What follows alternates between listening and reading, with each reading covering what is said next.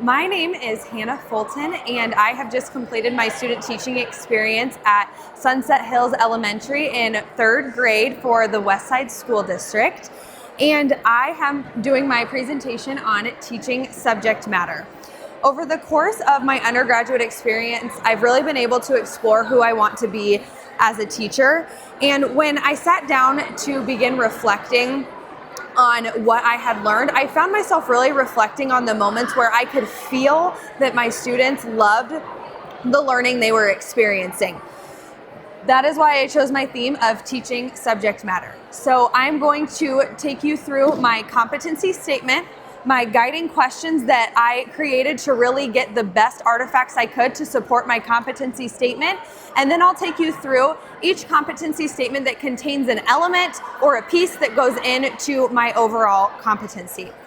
Starting with my competency statement, I am competent at providing a variety of ways for students to demonstrate knowledge in order to increase student engagement and meaningful interaction with the content.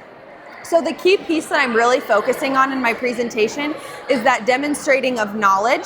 I believe that we don't all learn the same, therefore we don't all demonstrate knowledge in the same way either. Going to my first artifact, this artifact really focuses on peer collaboration to demonstrate knowledge.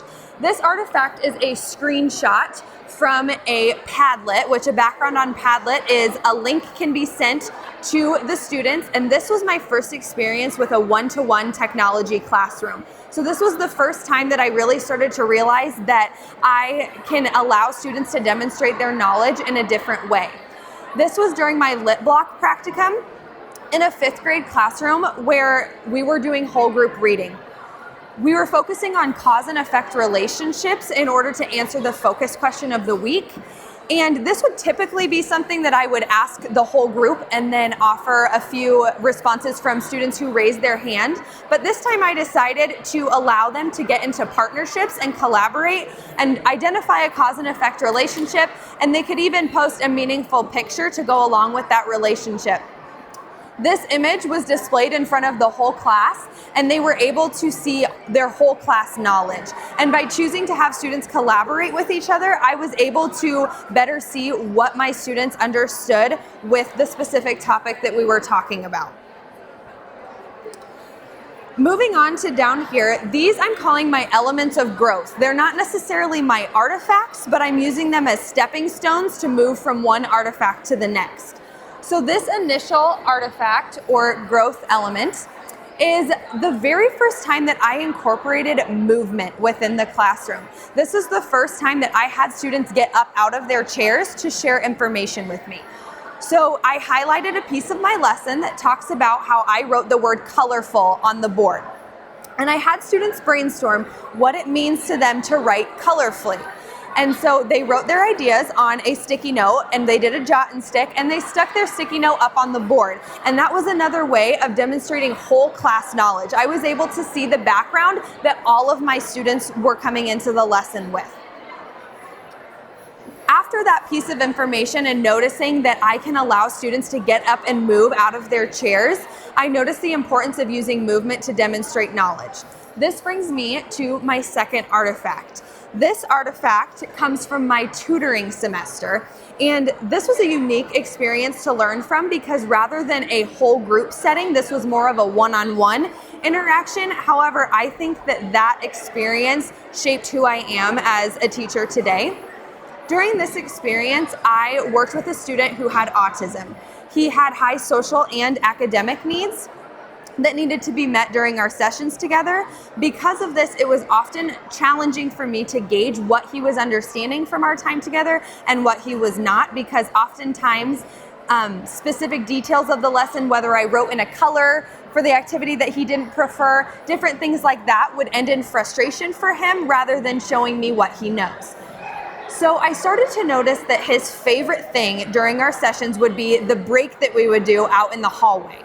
He loved to run up and down the hallway and just get all of his wiggles out, and that was his favorite part. So I thought maybe I can incorporate the learning piece into the hallway. So as a result, I created My second artifact, these are note cards that have different questions of things that we were learning about. So for example, what is a word that has the same start sound as pillow? How many sounds do you hear in the word basketball? And there were also examples of sight words.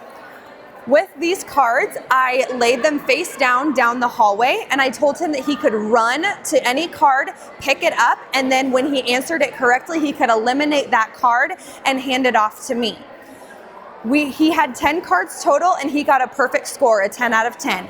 And this was kind of, I felt like the key inside of his brain to know what we've been talking about is actually sticking and it's actually meaningful to him, and he's comprehending what is going on, and all it took was adding some movement to the exact same material rather than sitting at the tutoring station.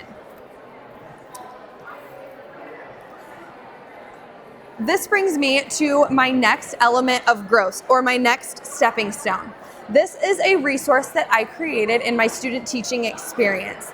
This is important because prior to this, during my practicum experiences, you really focus in on how to adapt a lesson and change a lesson. But in student teaching, you teach multiple lessons, and you have to understand the standards that need to be met and the indicators that need to be met within your district and within your state.